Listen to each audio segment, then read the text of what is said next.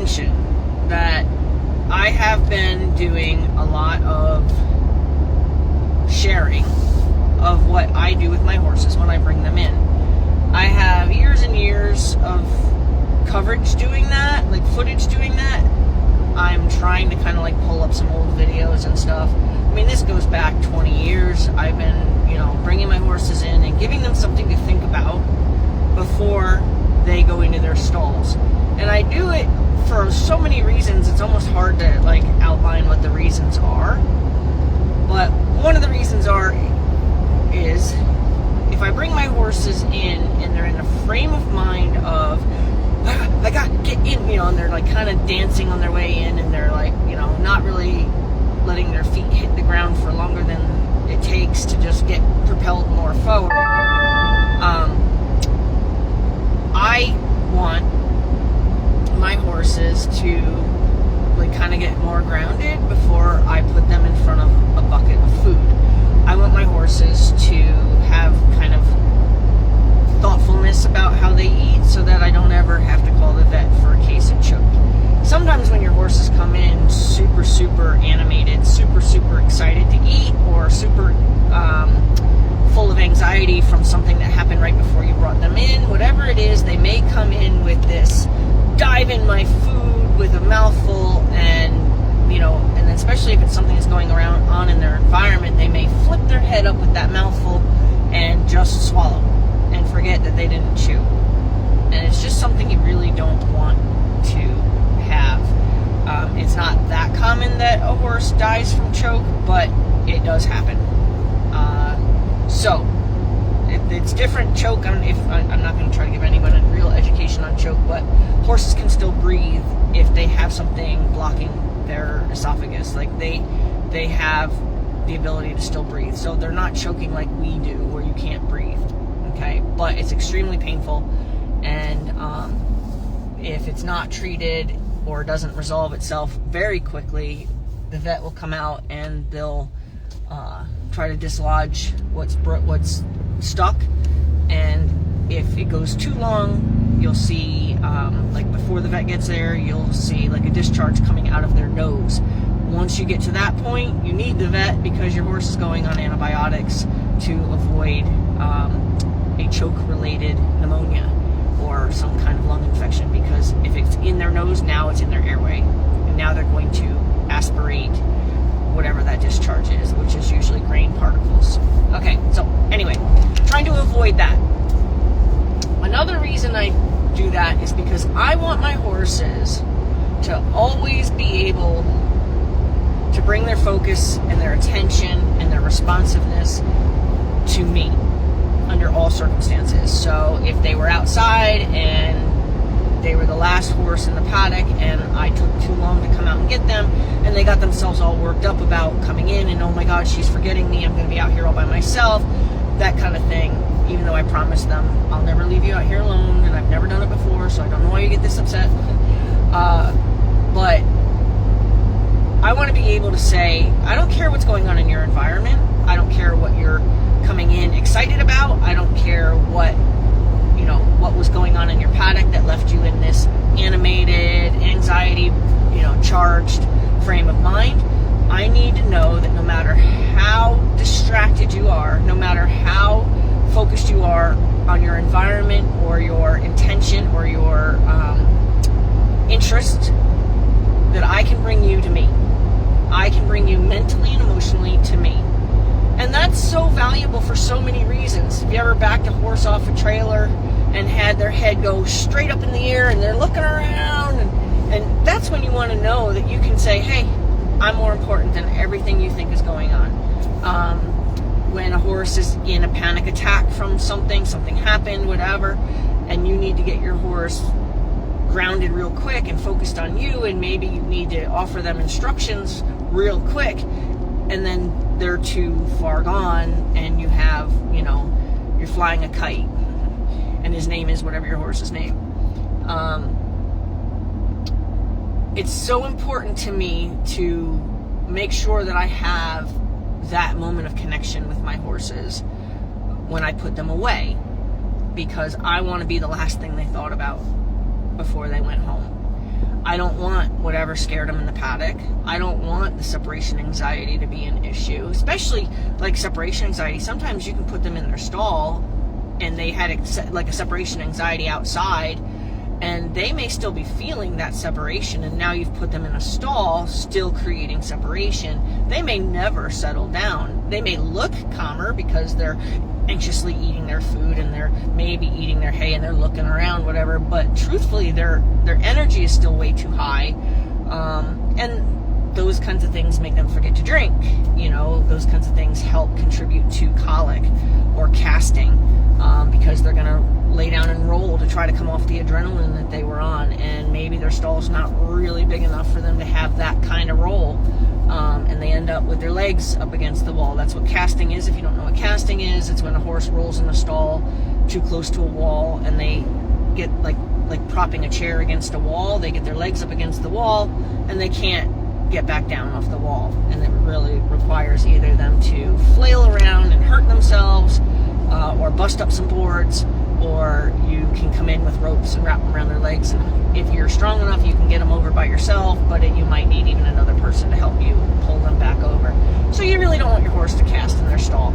So there's so many reasons I want to put my horses away in a thinking frame of mind, and I might as well make them think about me, right? I might as well make them think about my leadership and about how I made sure that they went away for the night in a safe frame of mind.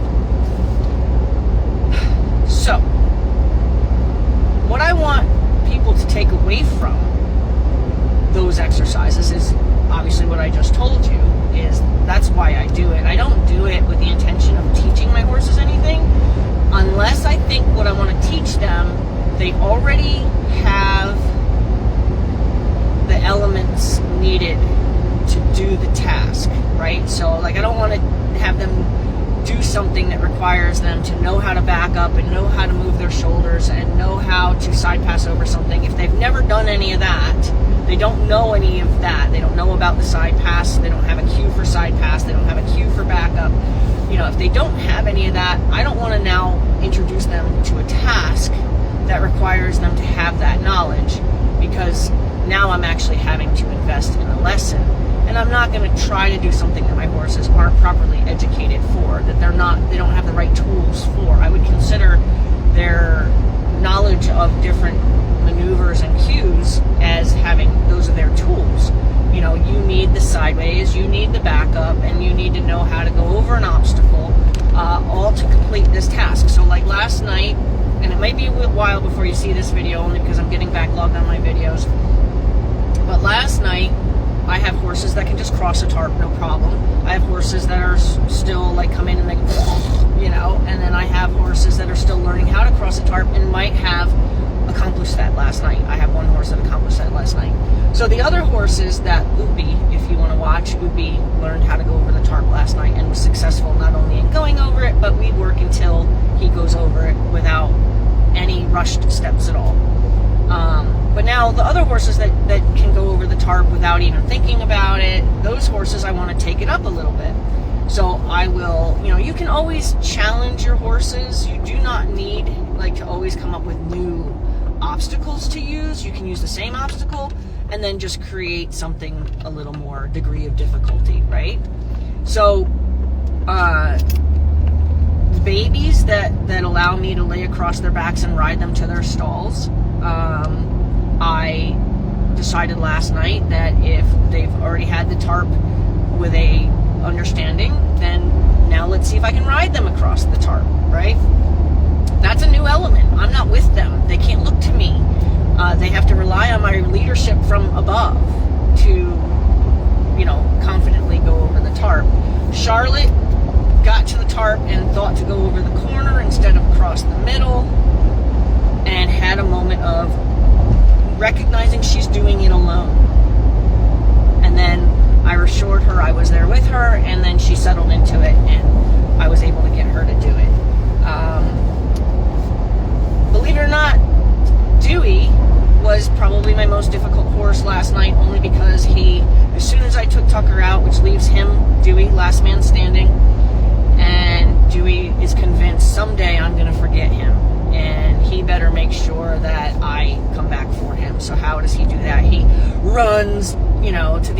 paddock, which is a good distance, and then he comes running back.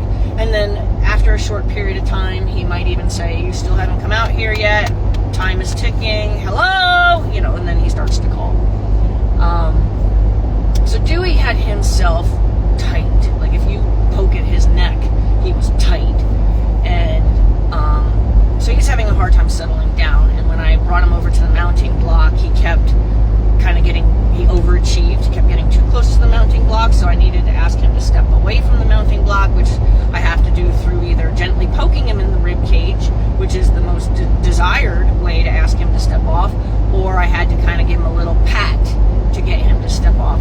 And he was in so autopilot about coming to the mounting block that me saying you're doing it wrong was like throwing him off his game.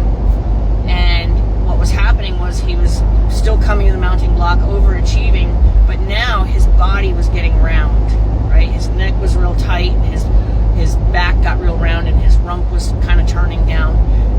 That could definitely be a horse that if you climb on that horse, good chance he's going to buck, right?